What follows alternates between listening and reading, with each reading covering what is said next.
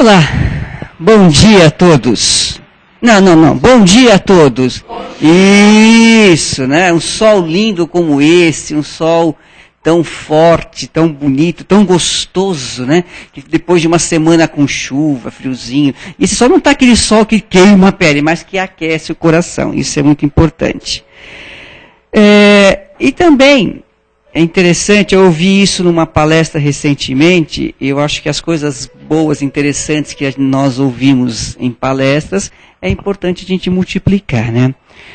Que muitas vezes nós, no passado, nós nos reuníamos, né? E gritávamos para irmos para onde? Para a guerra, né? Vamos lá! Basta ver os filmes de guerra, a gente vê, sempre antes do início de uma batalha, as pessoas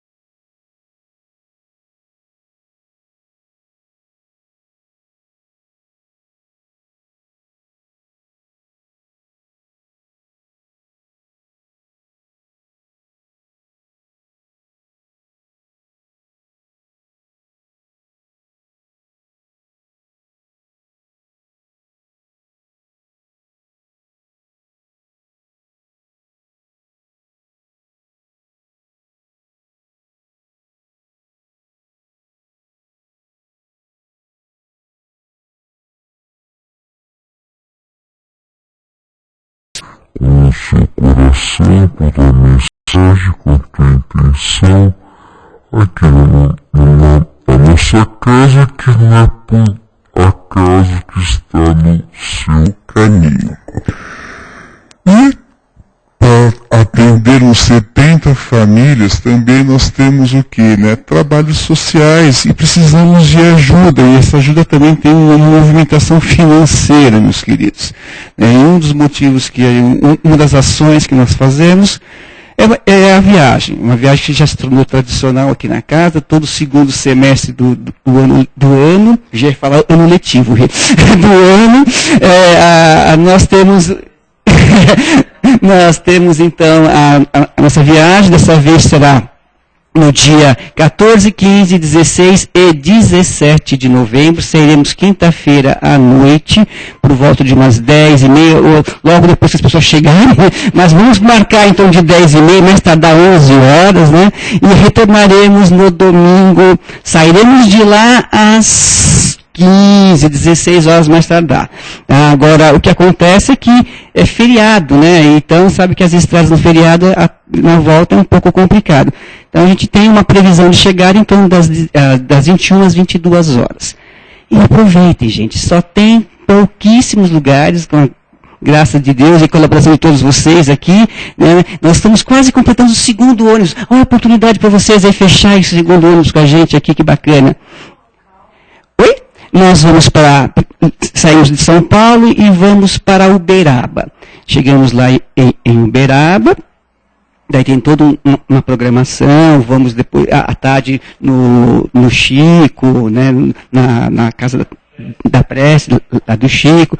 No sábado, depois nós vamos para Araxá, de manhã no Bacelli, tá? Depois a gente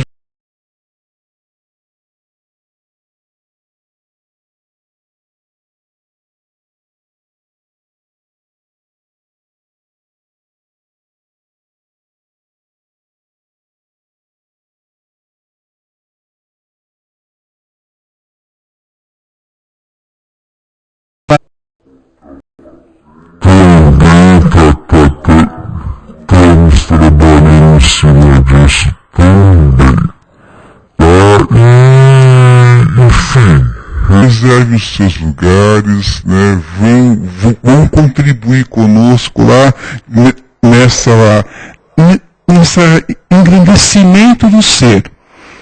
Você tem contato, acho que a grande maioria aqui já ouviu falar do José Tadeu, né, que, aliás, o nome do nosso centro vem em homenagem, Dona Maria, a essa criatura maravilhosa que é José Tadeu, que tem um trabalho fantástico lá em Araxá, atendendo pessoas com problemas geriátricos, né, pessoas de idade, e também pessoas com problemas físicos também. E além de atender a comunidade local, né, então é um trabalho assim, Fábio, sou suspeito de falar, homem.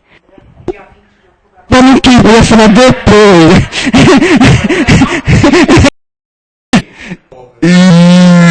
Isso é, então para quem quer conhecer essa figura ímpar, né, Tadeu, estará dando uma palestra, ok? Bom, dito tudo isso direitinho, agora, para nós iniciarmos o nosso trabalho, e como todo espírita, e não só uma casa de oração, uma oração, é que essa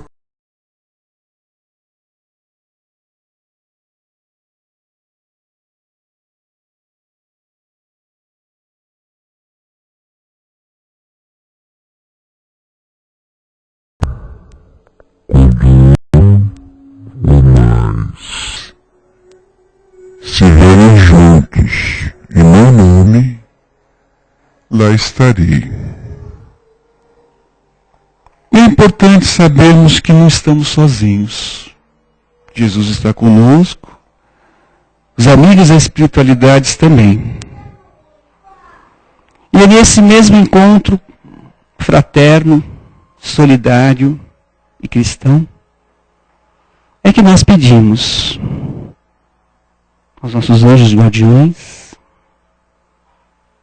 aos nossos mentores e guias, que possamos ser abençoados na manhã de hoje. Que possa cair como bálsamo em nós, higienizando e cicatrizando as feridas do corpo e principalmente, Pai, as chagas da alma. Dissipa, Senhor, em nós os males, a maledicência, o orgulho, a vaidade, a arrogância, a prepotência e o orgulho.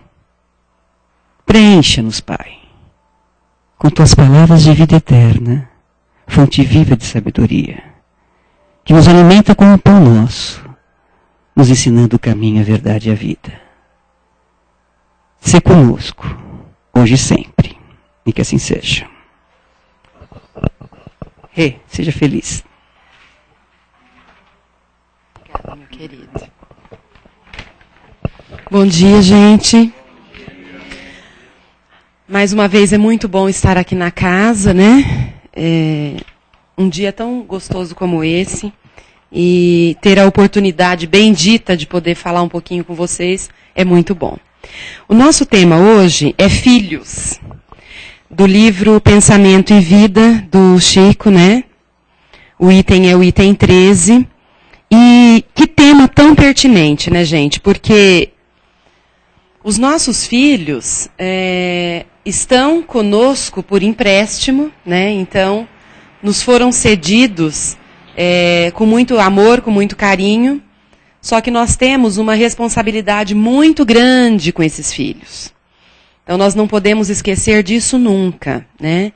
E como nós estamos passando por momentos aí de mudanças, né, transformação no planeta, tal, a cada década que se passa, parece que a missão fica um pouquinho mais difícil, né? Tem pais que falam, nossa, a missão está impossível. Mas nós vamos ver através das palavras aqui de Chico que não é bem assim, né? Nós temos que ter bastante empenho, bastante afinco, força, porque se o fardo foi dado para a gente, nós temos condição de carregar, né? Se o burro é bom, carga nele, né, gente? Então vamos lá. A criança, ela traz, né, o patrimônio moral que marca a individualidade dela antes do nascimento, só que ela chega aqui e vai receber os reflexos dos pais, né, dos mestres que vão acompanhá-la durante todo o processo de ensino-aprendizagem, né, as pessoas que vão marcar a vida dessa criança vão influenciar na existência inteira dela. Então, assim, a voz, né, a ação, a nossa prática, a nossa experiência é o que vai fazer com que essa criança se desenvolva plenamente, né, e carregue consigo essas marcas por essa existência toda. Então não é que ela chega aqui, porque às vezes uma criança que reencarnou agora, ela tem uma idade, né, o espírito, a idade do espírito é muito mais adiantada do que dos próprios pais. Então, essa experiência, essa sabedoria, está marcada com esse ser, né, que está habitando o corpo de uma criança. Mas tem, assim, a maturidade de alguém um pouco mais velho, não tão jovem. E é nesse momento que nós precisamos mostrar e direcionar o caminho. Então, os espíritos que chegam aqui, né, recentemente, nós já ouvimos falar em crianças índigo, crianças cristal. Então, esses espíritos, eles têm determinadas habilidades, mas muitas vezes o que está faltando é limite. Então, essa imposição de limite é a prioridade para o desenvolvimento pleno desse espírito, né? Então, ele veio buscar o que nesse momento? Se tinha tanto desenvolvimento, sabe tanta coisa, tem tanta sabedoria, né? E está em busca do quê? De limite. Muitas vezes é só o limite que ele precisa para ter aquele ajuste nessa encarnação. E às vezes nós não conseguimos entender isso. Eu fico muito entristecida porque eu trabalho na área da educação. E quando você atende um pai ou uma mãe, ou os dois juntos, e eles dizem, eu não sei mais o que eu faço com essa criança, com esse menino, que pode ser um menino de 17 anos, de 15 anos, aí a coisa está complicada. Porque você passou o tempo todo, até agora, quer dizer, você esperou seu filho fazer 15 anos, 16, 17, para saber que você não deu limite para ele? Quem manda na sua casa é você, o adulto manda. O adulto direciona. Não tem essa, eu quero, eu faço, eu posso, eu aconteço. Eu assisti uma vez uma palestra do Dr. Isamitiba, que eu acho que todo mundo devia ter a oportunidade de assistir, porque ler a obra dele é uma coisa. Agora, assistir, presenciar, né, fisicamente aquele homem falando, é muito bom, né? E ele dizia, um dos exemplos que ele citou, que o menininho, o pai quando chegava em casa, né, o menino bem pequenininho, nem cumprimentava o pai, nada. Figurinha, o menino queria figurinha para completar o bendito do álbum dele, né? A coleção de figurinha. Então, olha a associação só do material com a presença física do pai. Então, assim, a culpa é nossa? Claro que é. Então, vamos voltar bem no início. Então, nós temos uma missão para cumprir, né? Todos nós aqui temos um processo reencarnatório para cumprir. Ninguém vai desistir na metade do caminho. Todos nós seremos capazes de cumprir aquilo que nos dispusemos a cumprir, desde que tenhamos um pouquinho de discernimento, né? Se eu me colocar no sentido de desistência, de falar, não, esse fardo está um pouquinho pesado, não quero carregar, ou não brinco mais, não gostei, me arrependi. Às vezes quando você diz para alguém, não, mas isso estava no seu processo reencarnatório, você concordou com isso. Ah, mas eu não devia estar dentro de mim, estava fora de mim, né? Estava meio doido naquele dia, tinha tomado um goró, tem gente que fala isso, né? Na brincadeira, mas nós não podemos nos esquecer que tudo foi planejado com o nosso consentimento. Então, ninguém aqui está a passeio, a Terra não é parque de diversão, nós temos que cumprir aquilo que nós nos predispomos a cumprir, e com eficiência, porque senão, gente, já imaginou? A conta é nossa, o boleto está no nosso nome. Se eu não pagar essa conta, ela vai aumentar. E aí, por que eu vou desperdiçar uma encarnação inteira de 80, 90, 100 anos para depois chegar lá no plano espiritual e falar assim, nossa, mas eu podia ter feito só isso e não fiz? Ah, não, gente, pelo amor de Deus, por que ninguém me avisou? Mas você cansou de receber aviso de todo mundo. Todo mundo sabia, o próprio Evangelho está lá. Ninguém precisa ouvir ninguém. Leia o Evangelho. Seguindo o que está escrito ali, não precisa conseguir seguir tudo, né, gente? Porque todo mundo tem os seus defeitos, os seus deslizes, mas se nós conseguirmos praticar o bem, nós já estamos com a metade do caminho cumprido, né? Então, nós não podemos nos esquecer do seguinte, tem gente que diz, né, bate no peito e fala, mas eu não faço mal para ninguém. Tá, mas e o bem você tem feito? Então, não adianta, não fazer o mal não te exime de deixar de fazer o bem. São coisas bem diferentes, né? Então, aqui, gente, voltando, né, ao que o Chico diz no texto, as crianças, elas são portadoras de uma aparelhagem neurocerebral completamente nova em sua estrutura orgânica. Então, o que ele quis dizer com isso? A criança chega aqui, embora trazendo com ela toda uma bagagem de existências anteriores, ela chega como se fosse um livro em branco. Né? Então, ele fez a comparação da máquina fotográfica, mas vamos pegar um livro, né, que eu prefiro essa associação. Então, o livro está em branco, então nós precisamos escrever a história, fazer o registro. Só que esse registro só é feito através das nossas ações, das nossas atitudes. Eu não quero ensinar uma criança a mentir. Tá, então toco o telefone e eu falo, se for fulano eu não tô. Que exemplo que você deu para essa criança? Você quer ensinar a criança a ser honesta. Chega a sua conta para pagar do cartão de crédito, qualquer outra coisa. Não, esse mês eu não tenho dinheiro. Pula, não vou pagar. E daí que você não tem dinheiro? Você não comprou? Se vira nos 30, tem que dar um jeito de pagar. Então, esse tipo de exemplo, de atitude, que nós deixamos de lado muitas vezes. E nem paramos para pensar que é uma atitude errada. Que nós estamos fazendo errado, né? Todo mundo diz a respeito da família, né? Eu costumo brincar que a instituição família está um pouco falida, né? Porque assim, cada um vive a sua individualidade.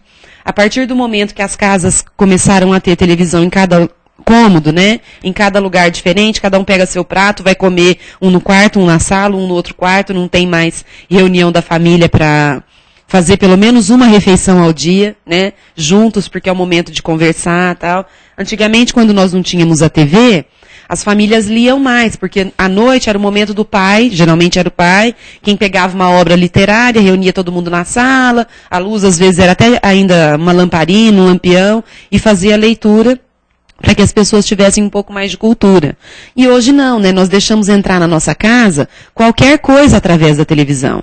Ninguém fica policiando as crianças nos programas que elas assistem. Então, uma criança hoje de 8, 9, 10 anos assistir uma novela das 9, que não é mais das 8, né? Virou novela das 9, é uma insanidade, gente. Não dá. Que valores que aquela novela agrega? Nenhum. Nenhum, nada. Não dá para tirar uma coisa boa. Para a criança, não. Para o adulto, quando um autor, né, ainda é um pouco mais inteligente e está querendo colocar alguma coisa relacionada à saúde pública, ou um alerta, isso aí eu acho bacana. Mas tirando isso, o que uma novela dessa pode agregar para uma criança? É igual a questão dos telejornais, né? Somos nós que escolhemos. Se eu quero ligar naquele canal que se eu torcer sai sangue, Eu que vou ficar com a minha casa toda cheia de miasma daquele programa que só dá tragédia. Eu vou mudar alguma coisa na vida daquelas pessoas? Não, gente. Então, quer dizer, eu só vou vibrar, ficar, né, doido de raiva, porque fulano fez aquilo com ciclano, quem é ele para fazer isso? Então é muito complicado. Os nossos exemplos valem tudo, né? Então, por exemplo, voltando à questão do limite. O que é dar limite, então, Renata? Como ensina, né? Dar a receita do impor as coisas ou dar o limite. Gente, simplesmente é dizer o que pode e o que não pode, né?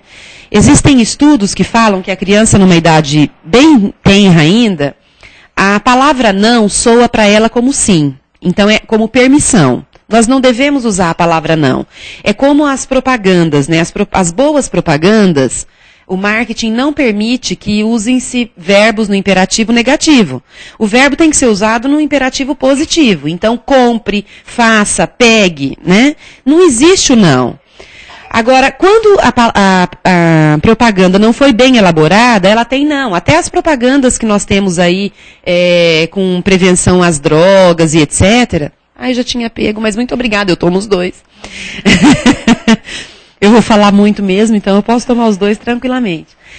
Nós vemos até essas campanhas de estrada, né, com relação a cinto de segurança, a velocidade, a não uso de drogas, com as palavras negativas. Então, quem elaborou a propaganda não fez o caminho correto. Por quê?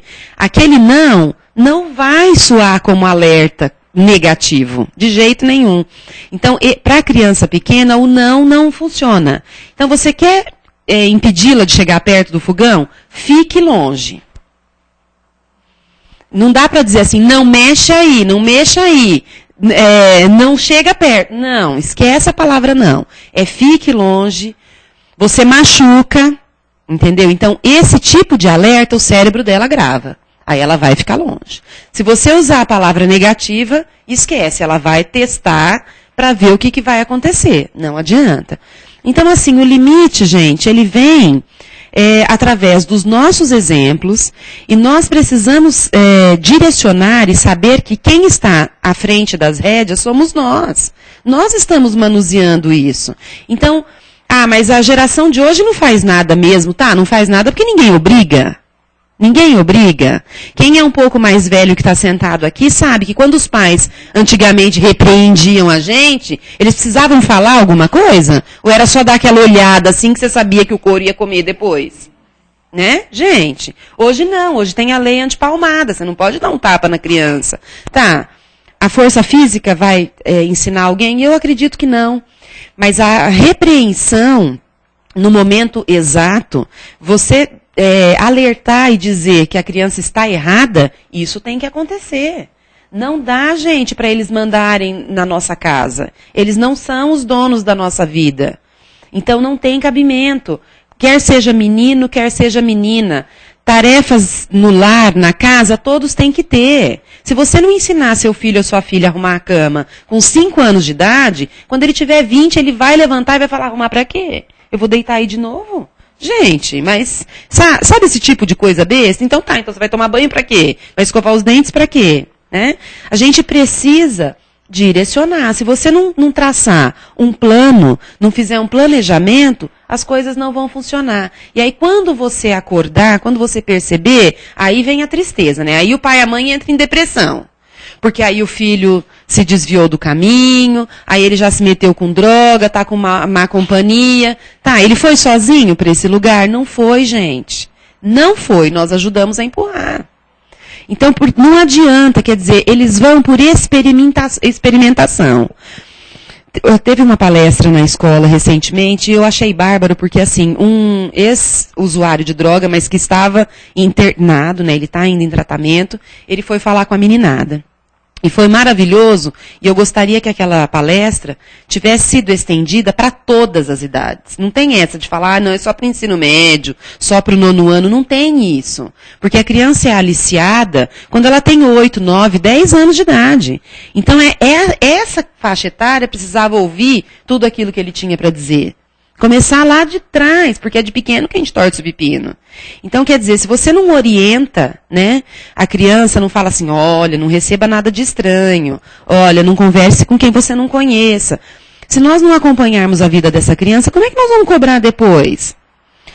Hoje eles passam por dificuldades porque nós temos muita violência, moramos numa cidade grande, não tem mais brincadeira de rua, eles não têm liberdade? Sim, eu concordo. Ah, então eu moro num condomínio, no condomínio ele está seguro? Claro que não, você conhece todo mundo que mora lá. Ah, não, mas é o amiguinho dele, tá? Mas você conhece o pai e a mãe do amiguinho? Você já foi até a casa? Então, gente, eles são nossos. Eles estão emprestados, nós temos obrigação de zelar por eles da melhor maneira possível. Mas zelar não é passar a mão na cabeça. Não é concordar com tudo que se faz. Ah, mas isso não tem nada demais. Tem sim. Se o seu filho é pequeno, está brincando, terminou de brincar, vai deixar tudo bagunçado e jogado, ele vai se tornar um adulto completamente desorganizado. E quem que tinha que ensinar? Era o vizinho? Não, é você. Ah, mas agora não tem mais jeito, já tem 20 anos. Realmente você demorou um pouquinho para acordar, né? Mas nada está perdido. Vamos começar a fazer o processo agora, pelo menos. Aí eles crescem, né, gente? Criança, quando é pequena, a gente fala, tá tudo bem, tá debaixo da nossa asa, nós mandamos no horário. Mentira, porque não mandamos muito, não. A gente sabe que algumas coisas, eu, por exemplo, falhei muito com o meu filho com relação a dormir, horário para dormir.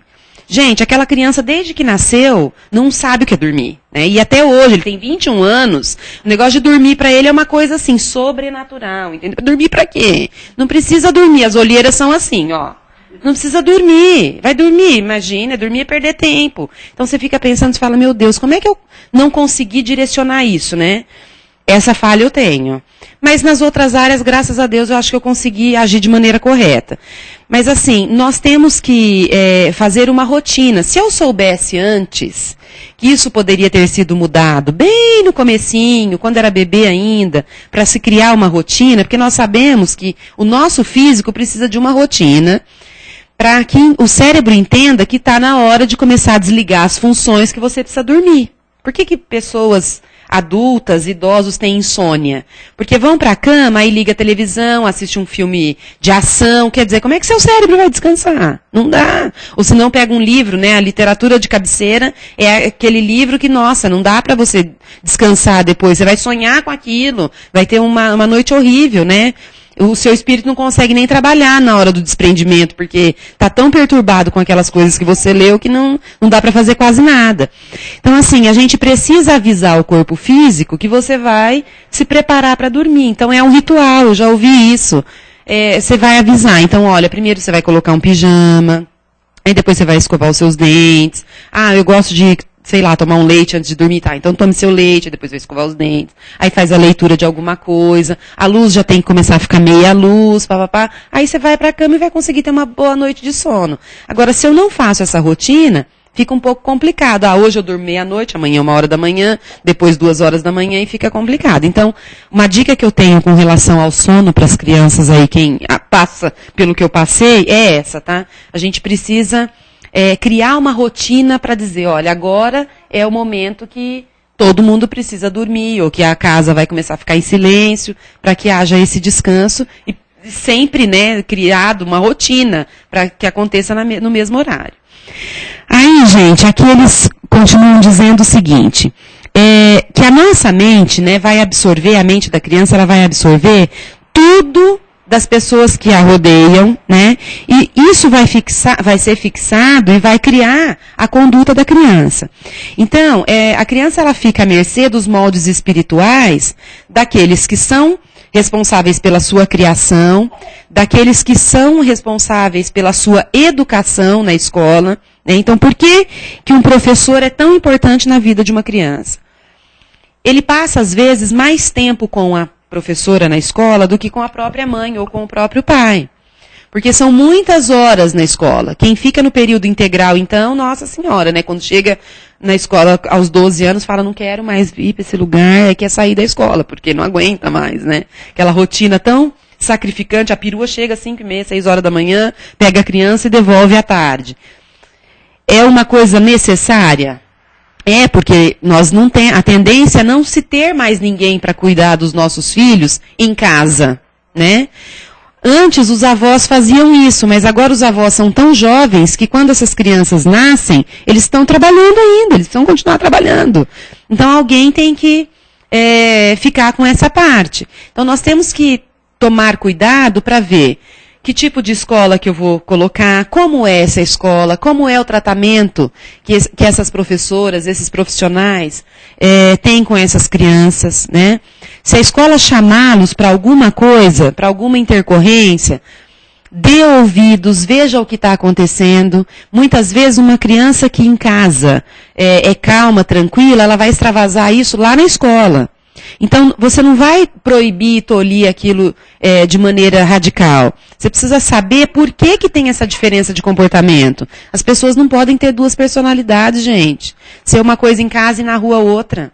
Isso vale para nós adultos também, né? Nós chegamos em casa, aí tiramos a máscara de bonzinho, né? O bom funcionário, o bom amigo. Aí nós tiramos a máscara, penduramos lá, e aí vamos, chibata em todo mundo que está lá em casa, né?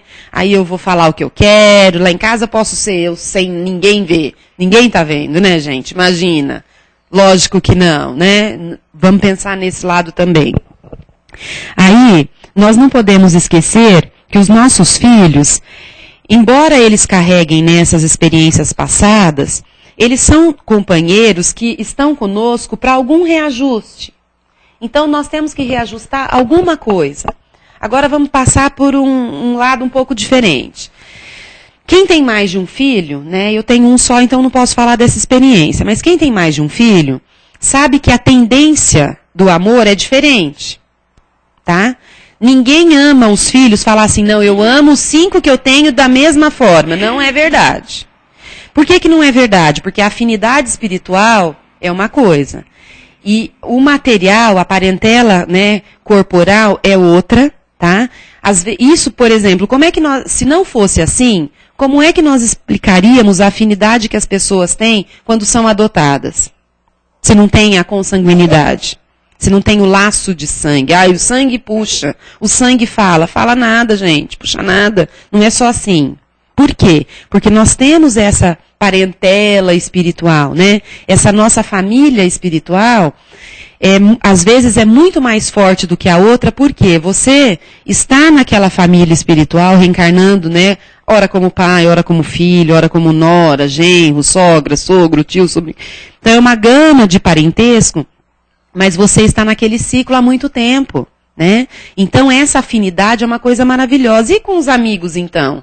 Pessoas que você conhece quando você tem lá 40 anos de idade, 50 anos de idade, e tem uma saudade daquela pessoa, um amor infinito. Parece que, nossa, é a sua alma gêmea. Por quê? Porque vocês já tiveram alguma experiência no passado. E por que reajuste, né, Renata? Porque, olha,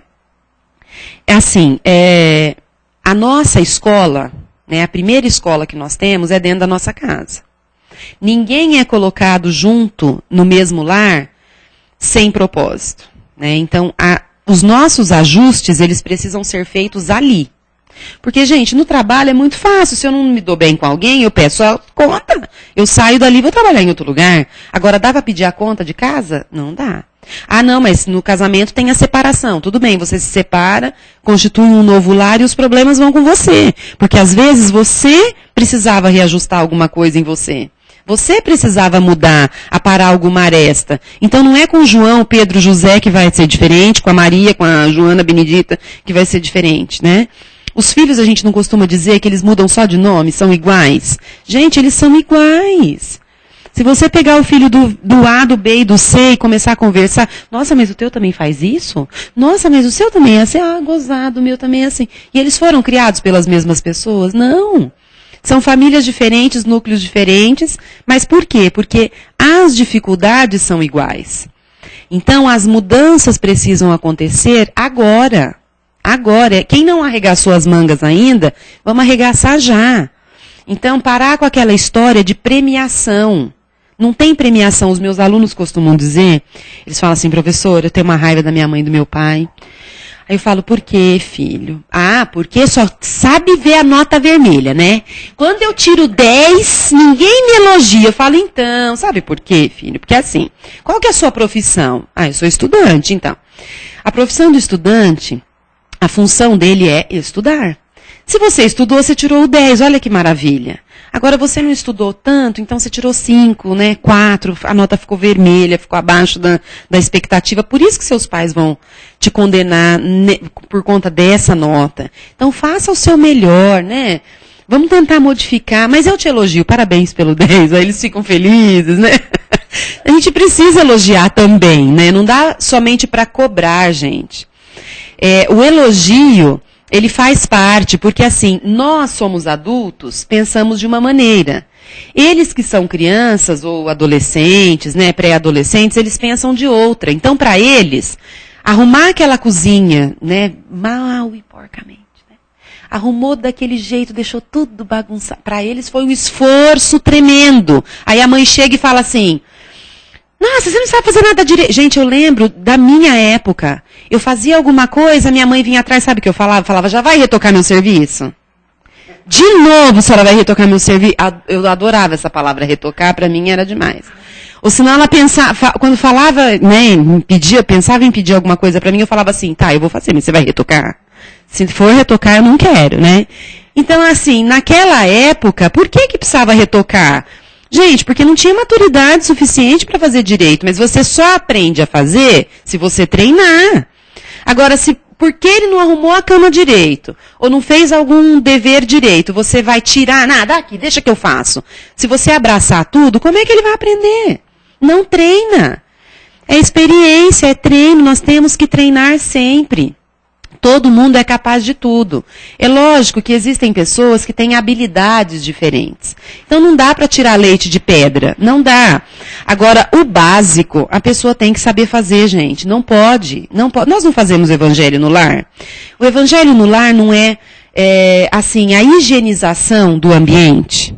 Então, o que adiantou eu higienizar o meu ambiente, tá? Espiritual, se o meu ambiente físico tá aquela baderna, aquela bagunça? Não dá, gente, não tem. Eu abri a gaveta, eu tenho que fechar, vou deixar aberto por quê? Eu abri o armário, eu vou fechar. Se eu encontrei tudo arrumadinho porque alguma alma santa arrumou para mim, por que eu vou pegar a última camiseta do monte, puxar e todas vão fazer assim e quem passou vai ter que passar de novo? Então, esse tipo de atitude, mas isso é tão importante assim? Porque quando essa criança estiver na fase adulta, ela vai saber direcionar alguém para fazer o trabalho dela, ela vai saber cobrar alguém para fazer o trabalho dela. E, gente, vocês viram que as funções, né, das pessoas que nos ajudam no nosso lar estão acabando. Já não vai existir mais alguém que queira trabalhar na faxina, alguém que queira ser diarista, alguém que queira ser faxineiro. Não vai ter. Essa profissão, ela vai ser extinta. Porque todo mundo hoje quer estudar, quer aprender algo diferente, quer trabalhar com as coisas diferentes. Então, só permanecem na função aqueles que realmente gostam de fazer aquilo. Tem gente que gosta. Então, quando eu gosto de fazer, é uma coisa. Mas ficarão poucos. Poucos restarão para nos ajudar. Então, a gente tem que ter muita gente para fazer. Então vamos ensinar nossos filhos a ajudar. Cada um fazendo a sua parte, não pesa para ninguém. Mas como é que eu posso pedir ajuda para uma criança bem pequenininha? Fala para ela, olha, querido, vamos descer esse lixo até o lugar, né? Às vezes o condomínio não pode colocar lá na escada, não sei o quê. Vamos desce o lixo para a mamãe. Eu vejo em casa mesmo, os vizinhos, cada tromba desse tamanho, porque tem que descer o bendito do lixo, que parece que é o serviço mais ruim da face da terra. Gente, é pegar uma sacolinha e ir lá e levar. Você só vai fazer isso. Não é mais nada. Pensa naquele que é o coletor do lixo da cidade todinha. Quando você não tiver argumento, usa esse. Fala, você sabia que existem pessoas que prestam um concurso público para serem coletores do lixo? E graças a Deus que eles existem, porque senão nós iríamos morar numa imundície, numa sujeira total. Né? Então, abençoados sejam esses que trabalham com esses ofícios mais primários, porque nós dependemos deles, gente. Não tem como. Então, nós temos que mostrar isso para os filhos, sim. Aí, continuando aqui, toda criança que é entregue à nossa guarda é um vaso vivo. Dentro desse vaso, nós temos que colocar lá noções de justiça e de trabalho, de fraternidade e de ordem, fazendo com que essa criança, gente, desde cedo, aprenda a disciplina e o exercício do bem. Se nós acolhermos essas crianças com amor, né, nós vamos recordar que o coração delas é uma urna preciosa, é um troféu que mais tarde vai mostrar para a gente, né, num futuro bem distante, que nós somos herdeiros das nossas próprias obras. Então, como que se sente feliz o responsável por um ser, né? Quer seja pai, mãe, às vezes quem criou foi o avô, a avó, o tio, a tia, a madrinha. O título não importa. O que importa é que você direcionou aquele ser para uma vida adulta bonita, favorável, decente, né, honesta.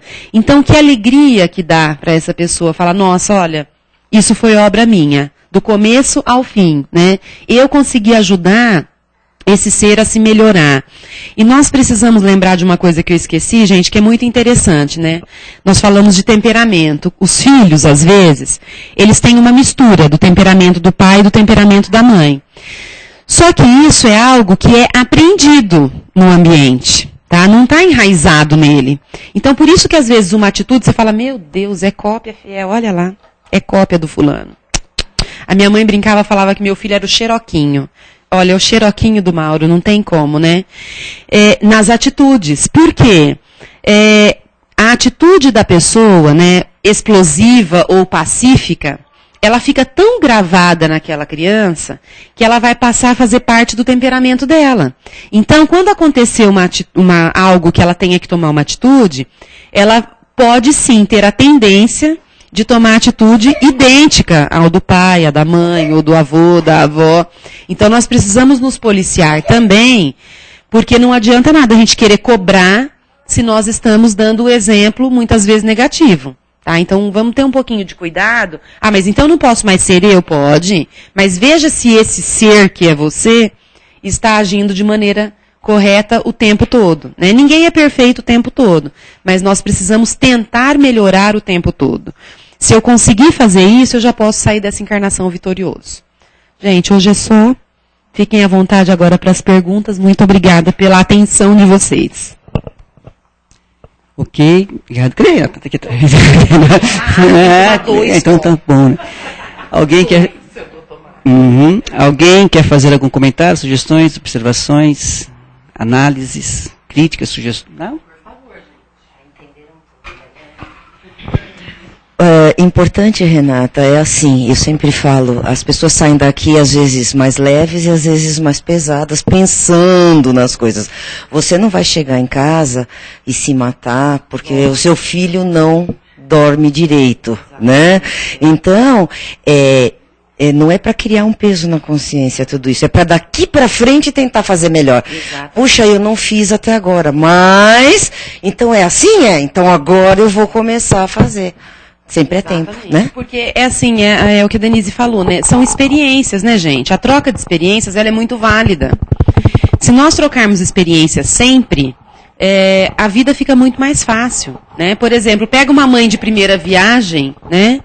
Que está lá cheia de dúvidas, cheia de coisas na cabeça. Se ela conversar com uma mãe experiente, as coisas vão ficar muito mais tranquilas, né? Ah, mas é assim? Ah, que bacana. Nossa, eu conheci uma pessoa, foi muito engraçado. Ela já tinha um filho, tá?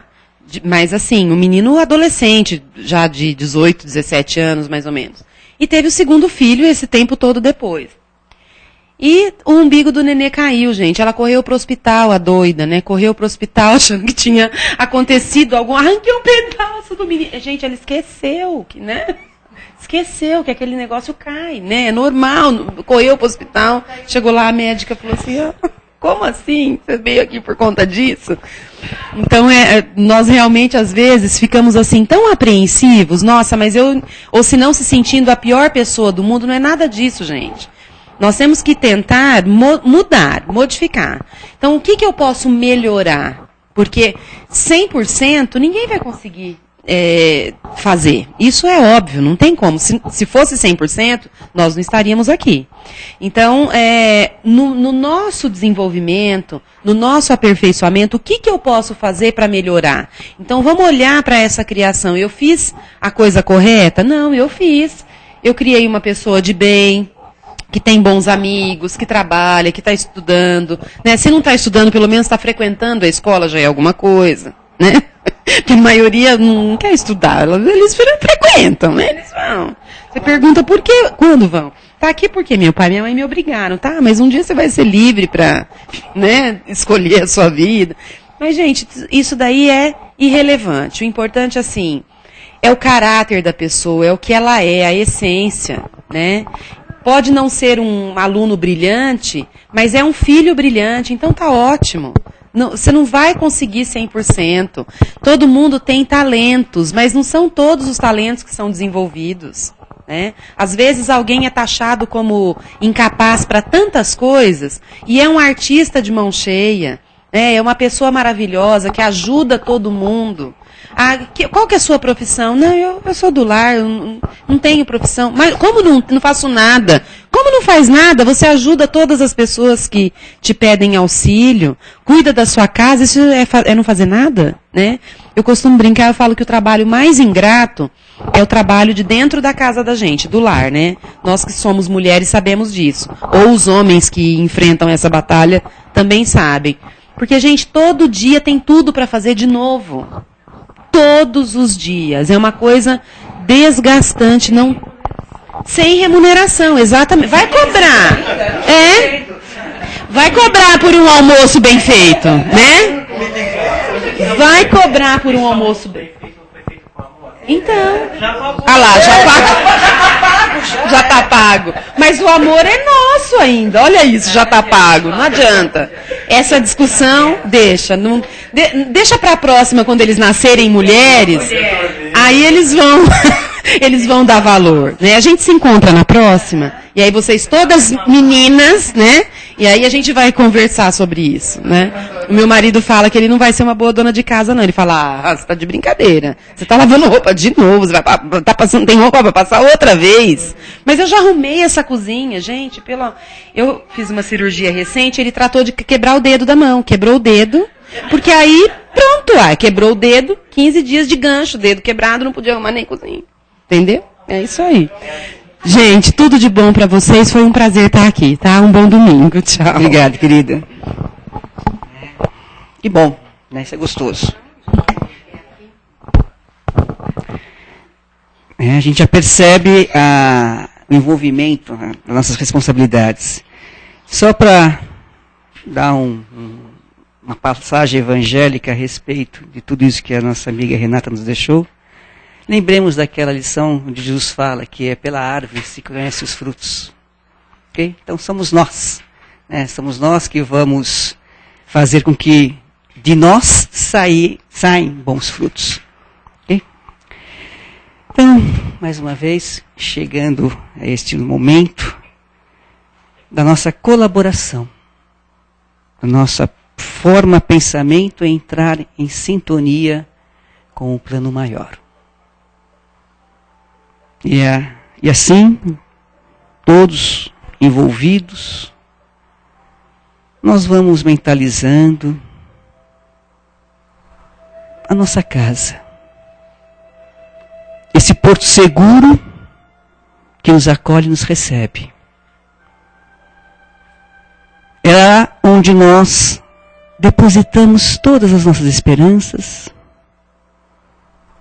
E que possamos, Pai, sermos multiplicadores desse seu amor com aqueles que nós escolhemos em conviver nessa encarnação terrena. Que cada lar possa ser uma chama viva, um farol a iluminar o caminho desses viajantes da eternidade, podendo então localizar, direcionar a caminhos melhores. Vibremos pelos nossos lares.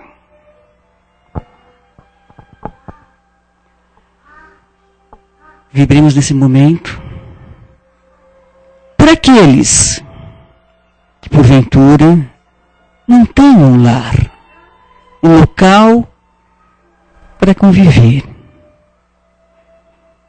Que Deus, na sua infinita misericórdia, possa abraçar cada um desses seres que caminham pelas ruas, que dormem nas guias e nas marquises, sobre as marquises, e passam por momentos de provações e privações. Vibremos.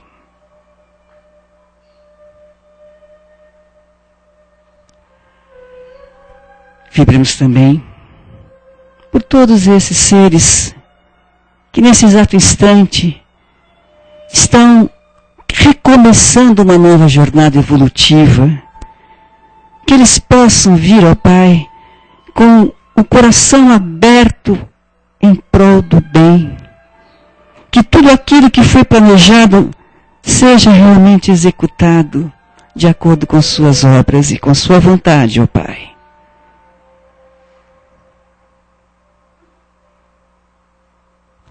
Agradecidos estamos, Senhor, por mais essa bendita oportunidade de estarmos aqui reunidos em Seu nome, de podermos olhar uns para os outros e dizermos: irmão meu, eu te amo, de sermos capazes de colaborar junto com a Sua obra bendita.